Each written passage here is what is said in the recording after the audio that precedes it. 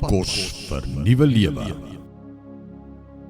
2 Korintiërs 6 vers 14 sê, moenie saamspan met ongelowiges nie, want watter vennootskap kan daar wees tussen reg en onreg? Of watter gemeenskap kan daar wees tussen lig en duisternis? Gee ons vandag ons daaglikse brood. Baie kinders van die Here woord kerk by op 'n Sondag, maar stap by daardie deur uit en deel nie in die daaglikse brood vir volgende week Sondag nie. Die ander 6 dae eet ons van die dodelike brood van hierdie lewe. Hulle meng dit met die brood van Sondag en kom op met 'n giftige mengelmoes. Baie kinders van die Here sit met omgekrapte siele, omdat hulle die wêreldse met die hemelse probeer meng. Goed en kwaad werk nie saam nie, my vriend. God en Satan is nie vennote nie. Ons kan nie giftige konkoksies inneem en dan ons lig helder laat skyn vir sy glorie nie. Dis om te verwag God moet elke Sondag 6 dae se wêreld uitwis in 1 uur. Neem 'n oomblik en deursoek jou hart. Het jy iets ingeneem wat jou binneste ontstel? Het jy plek gemaak vir iets wat glad nie in jou lewe hoort nie? Soek God se vergifnis en word gewas deur die woord, volgens Efesiërs 5 vers 26. Aba Vader, baie dankie vir die woord. U woord is 'n lig vir ons pad en 'n lamp vir ons voete. Ons eer U, Here, dat U ons so op ons tone hou en net vir ons die regte pad wil wys. Dankie Heilige Gees vir wat U doen. In Jesus se naam. Amen.